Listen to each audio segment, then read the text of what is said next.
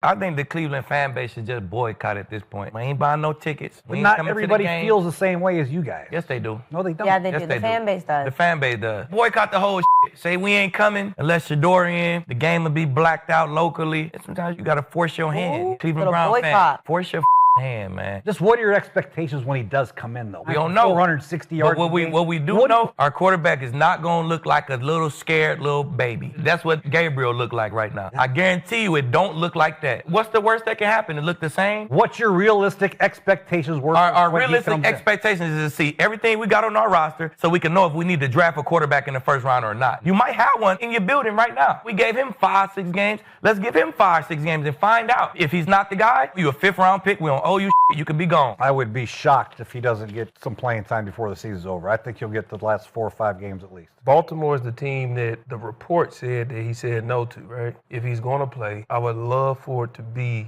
Sunday so he could show them why he said no. I don't want to sit behind Lamar because I'm not a backup. Welcome back to Dawg Pound Daily. Buckle up because this one is loaded. We've got urgent alarm bells ringing for the Cleveland Browns, and we've got a moment of reckoning staring us in the face. It's one thing for the team to struggle. It's another for the fan base, the front office, and the coaching staff to be called out publicly for how things are being handled.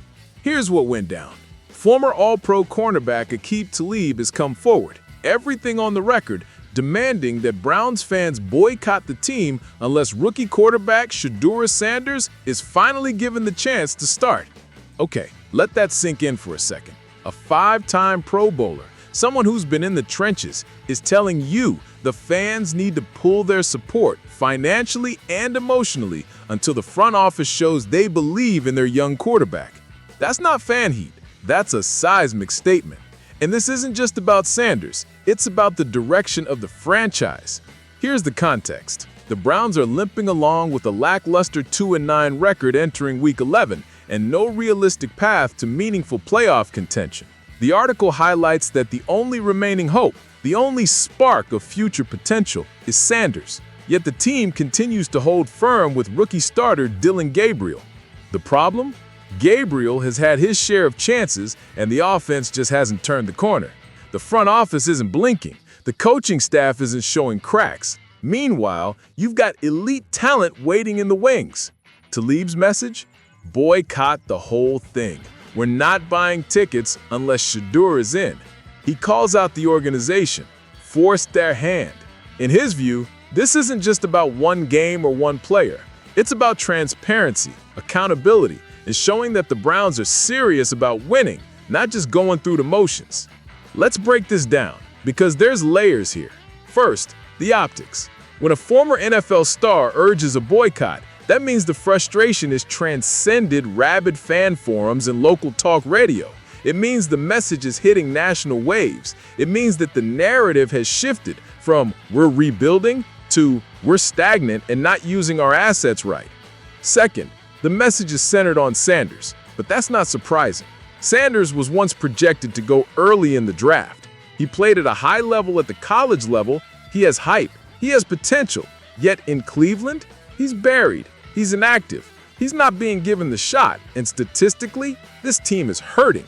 So you watch a coach back Gabriel when the results aren't there. You watch a talented rookie gather dust, and you ask, why? Third, what this means for Browns fans and the franchise identity. This isn't just about who's quarterback. It's about belief. It's about signal. If the team is telling us we don't believe in our rookie, we're not giving him the shot, then what does that tell the rest of the roster? What does it tell a potential free agent? What does it tell us, the fans, when we're asked to invest our time, our hope, our money into this team? Fourth, there is upside here, because the call to action, the plea for change, is a chance. If the Browns answer this call, if they finally unleash Sanders and give him the opportunity, then we're not just talking about quarterback change. We're talking about cultural reset. We're talking about letting the roster know we're all in. We're talking about building a next-gen offense that thrives on future potential rather than past hope. So what should the Browns do? 1, they should give Sanders a shot. Not later in the season when scraps are left, but as soon as possible. The season may be heading downhill, but hope is something you ignite early. 2, They should signal to the entire organization we believe in our young players. We're not playing safe. We're not playing status quo. 3. They should use this moment as a pivot. For the front office, it means evaluating not just for 2025, but for 2026 and beyond. For the coaching staff, it means adapting to the reality that we may be rebuilding with youth. For the fans, it means rallying behind real change, not just commentary. Fans of the Dawg Pound, right now, you have power. You have a voice. Talib's call is simply a magnified version of what many of you feel.